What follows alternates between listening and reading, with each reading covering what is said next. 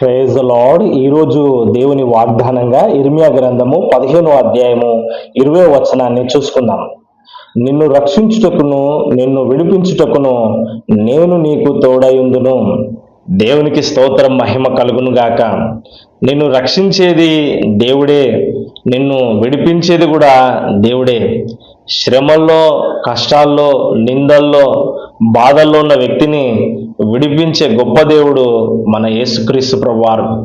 మరి అప్పుల ఊబిలో కూరుకొని పోయినా సరే, శ్రమలు కష్టాల్లో నీవు ఉన్నా సరే, నన్ను ఎవరు విడిపించలేరు, అసలు ఈ బాధలు నేను తట్టుకోలేకపోతున్నాను, ఈ అనారోగ్యం తీవ్రమైపోయింది, నాకు ఎన్నో ఇబ్బందులు ఉన్నాయి అని నువ్వు అన్నా సరే, నీ శ్రమల్లో నుంచి విడిపించుటకు శక్తిగల దేవుడు మన ప్రభు.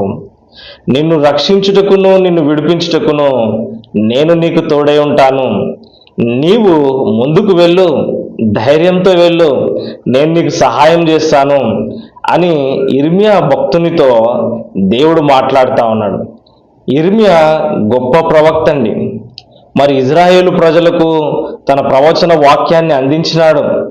మరి ప్రజలు వ్యతిరేకస్తులుగా జీవిస్తున్నా, మాట వినకపోయినా, మరి ఎన్నోసార్లు నిందించినా, ఎన్నోసార్లు అతన్ని కొట్టినా, మరి జైల్లో వేసినా, మరి దేవుని వాక్యాన్ని ప్రకటిస్తూనే ముందుకు సాగిపోయినాడు.